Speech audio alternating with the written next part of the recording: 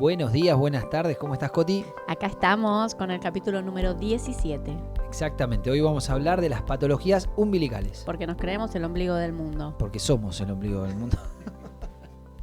Empecemos con la hernia umbilical, que es lo más fácil. Dejemos lo más difícil para el final. Sí, fácil y discutido, te voy a decir. No te metas con ninguna abuela de hablar de hernias umbilicales porque perdés. Salen monedas, fajas. Exactamente. Para definirlo, la hernia, como hablábamos en los capítulos anteriores, la hernia es la pérdida de domicilio de un asa intestinal o de un órgano del cuerpo, ¿sí? En este caso, por la región umbilical. ¿Qué es lo que está pasando? La región umbilical, que debería haberse cerrado hacia el séptimo mes, en general ya se cierra, por X motivo no se termina de cerrar, entonces queda un defecto, sobre todo a nivel de lo que sería anatómicamente la fascia de Rathke, donde se cruza tanto ese músculo transverso, el oblicuo mayor y el oblicuo menor, y no se termina de cerrar, entonces produce ese defecto que puede ser de diferentes tamaños, grande, chiquito, mediano, de diferentes tamaños. Recontra frecuente. En Estados Unidos se habla de que los afroamericanos tienen casi un 80% de hernias umbilicales al año de vida. Acá en Argentina los prematuros tienen un 25% de probabilidades de hernia umbilical y la población general un 10% de hernia umbilical hacia el año de vida. Es entonces una patología muy frecuente, pero que no se opera tanto. Los pediatras lo vemos un montón. Exactamente, y la pregunta siempre del padre es, pero es muy grande, ¿cuándo se va a operar? ¿O es muy grande, hay que operarlo? En general no se operan. Hay alguna bibliografía que dice que cuando tiene más de 2 centímetros podría indicarse una cirugía más precoz, pero la realidad es que el 95% se resuelve espontáneamente.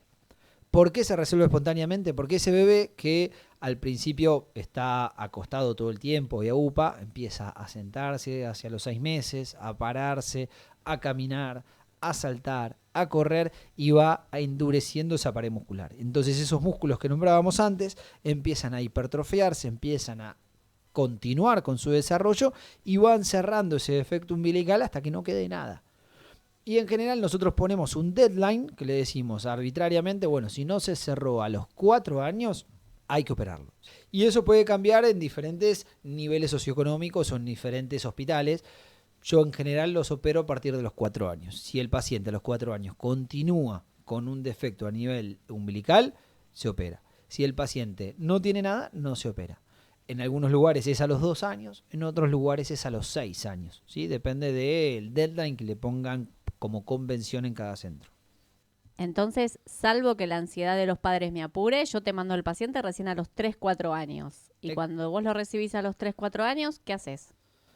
Exactamente, o sea, si el paciente está bien, no tiene ningún compromiso, lo único que hay que hacer es que explicarle a la familia por qué se espera hasta los 4 años, que se va a continuar cerrando hasta los 4 años, y a partir de los 4 años uno le empieza a pedir el prequirúrgico como cualquier paciente.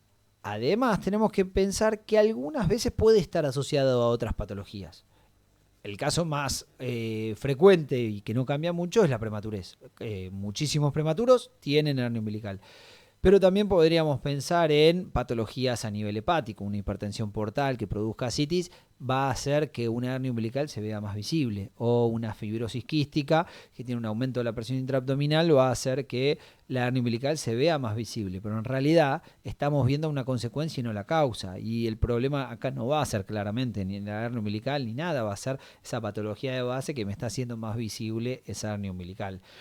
Y cada uno se va a tratar por separado, no es que porque tengo una hernia umbilical le voy a pedir un hepatograma o un test de sudor, para nada. Tengo que ver el paciente como un todo y si además de la hernia umbilical le veo algo más, una esplenomegalia, una hepatomegalia, un aumento de la presión intraabdominal por alguna otra cosa, un diafragma alto, bueno, en ese caso se podría justificar algún otro estudio, ¿sí? Pero no es que por tener una hernia umbilical le voy a pedir algún otro estudio. Siempre les decimos a los padres que no hace falta ponerle fajas, no hace falta poner nada que meta ese intestino para adentro. ¿Cuál sería el justificativo, Santi? Acá hay un mito muy grande que incluso está en el libro de Michans. El libro de cirugía de Michans describe que las hernias umbilicales se les pone una moneda y se les pone cinta arriba. La verdad que está demostrado que eso no cambia absolutamente nada. El paciente que va a cerrar su hernia la va a cerrar con o sin moneda, lo va a cerrar con o sin faja, lo va a cerrar con o sin Tegaderm, gasa, lo que le quieran poner arriba.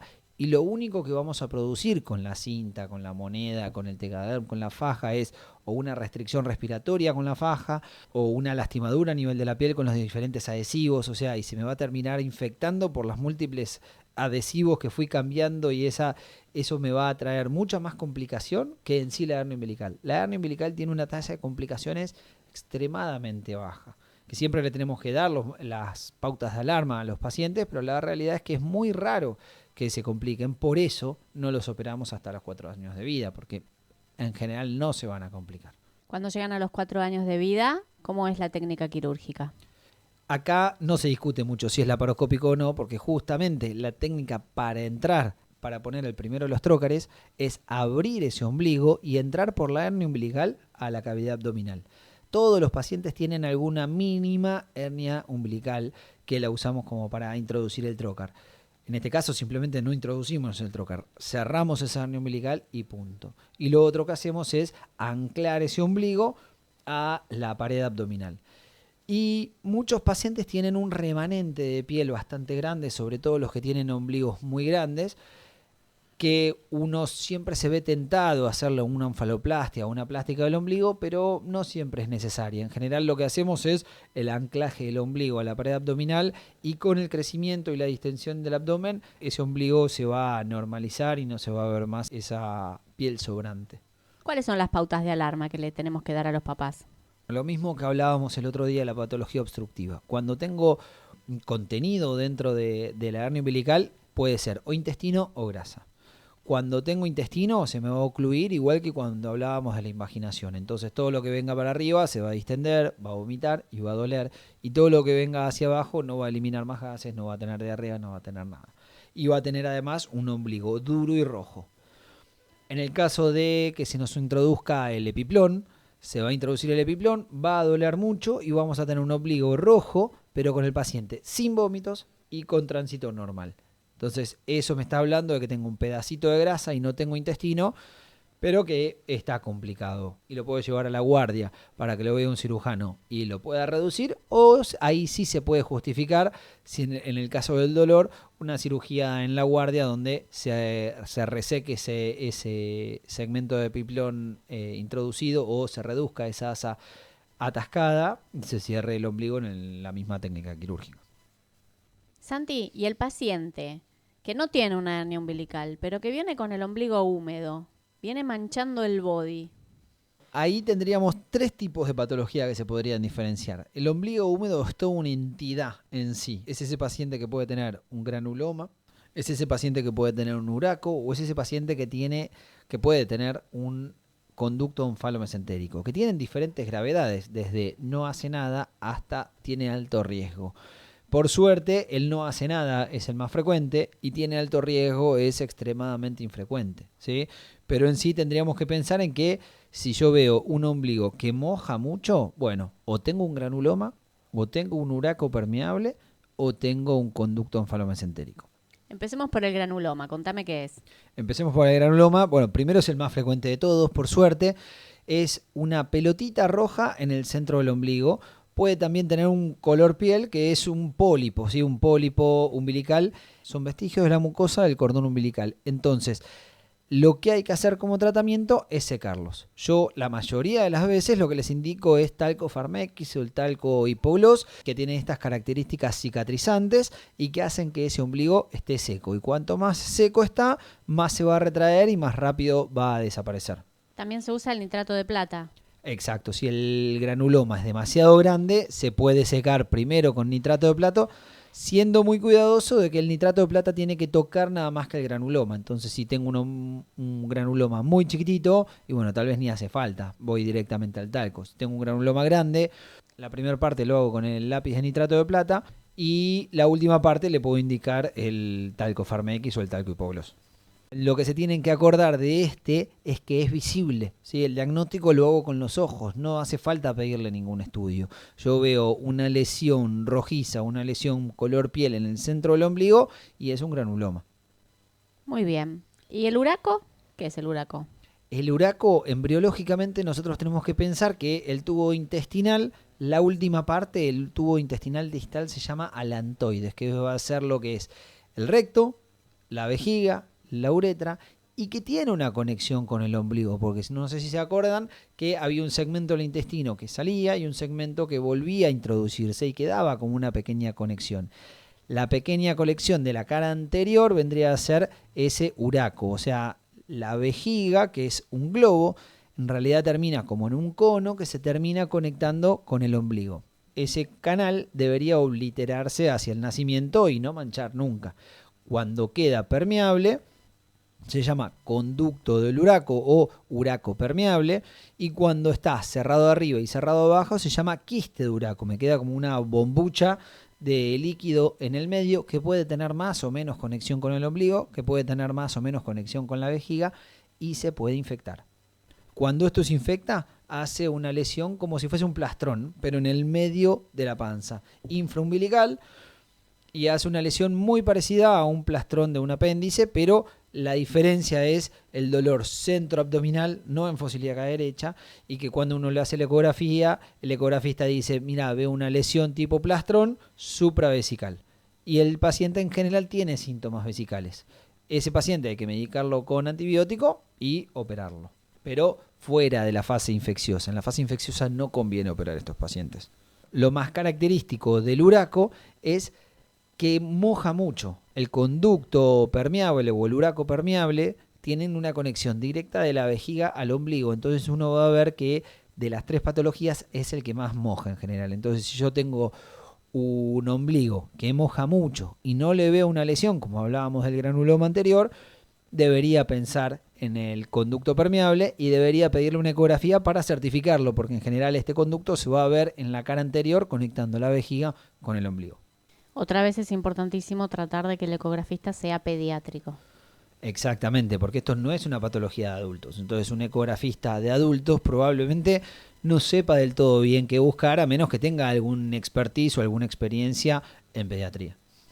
¿Y el conducto ónfalo-mesentérico? Y el conducto ónfalo-mesentérico de los tres es el más peligroso, es el que siempre tenemos que descartar. En general es un ombligo que además de estar húmedo va a tener mal olor, que además de estar húmedo puede hacer una onfalitis. El paciente que tiene un ombligo húmedo con onfalitis, tengámosle mucho respeto al conducto ónfalo-mesentérico porque puede ser una patología mortal. En estos pacientes lo que tenemos es que el intestino está conectado a la región umbilical y está haciendo una onfalitis, está infectando todo el tejido de la cara anterior del abdomen en un paciente que está comprometido. Ese es un neonato que tiene un sistema inmune inmaduro y que tiene alto riesgo. Entonces, todo paciente que tenga una onfalitis, vamos a internarlo, a hacerle antibiótico endovenoso y descartar la conexión del ombligo al intestino medio. Otra vez con ecografía. Otra vez con ecografía. Además se pueden hacer fistulografías, o sea que sería pasar una sondita muy pequeñita por ese conducto y tirar contraste, pero en general hoy la ecografía tiene mucha calidad y se podrían ver cualquiera de los dos conductos. O sea, en resumen, el conducto ónfalo-mesentérico, lo distinto es que infecta el ombligo, que tiene mal olor y que es muy peligroso y le tendremos que tener mucho respeto. Me dijiste que el uraco y el conducto ónfalo-mesentérico son quirúrgicos, pero no me explicaste las técnicas. En general hay dos técnicas también, abierta o laparoscópica. En la técnica abierta lo que se hace es o una Phanestil y se busca este uraco para cerrarlo tanto en el polo superior de la vejiga y en el segmento umbilical, o una mediana como para buscar el conducto ónfalo-mesentérico, o la técnica laparoscópica. En la técnica laparoscópica tratamos de no entrar por la región umbilical, que es donde está el problema, sino que vamos hacia el flanco izquierdo, ponemos una cámara de 5 milímetros, 2 trócares de 3 milímetros en hipocondrio izquierdo y en fosa ilíaca izquierda, buscamos ese conducto y lo resecamos, tanto a nivel del intestino, como de la vejiga, como a nivel de la pared y de la región umbilical.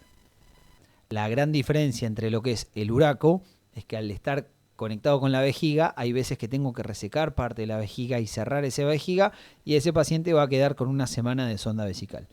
Si tengo una conexión con el intestino, voy a tener que hacer una resección intestinal y un enteroanastomosis, y ese paciente va a estar 5 a 7 días internado realimentándose. Entonces, tengo un paciente que tiene el ombligo húmedo. Lo primero que hago es mirarlo. Si veo la lesión, le indico algo para secarlo. Bien. Si no veo ninguna lesión, pido una ecografía y lo derivo al cirujano. Perfecto. ¿Ese sería el rol del pediatra? Perfecto, sí, podríamos sumar de que si moja mucho, podríamos pensar que está conectado con la vejiga, y si se está infectando o tiene mal olor, directamente ni lo mando al consultorio del cirujano, sino que lo mando a internar.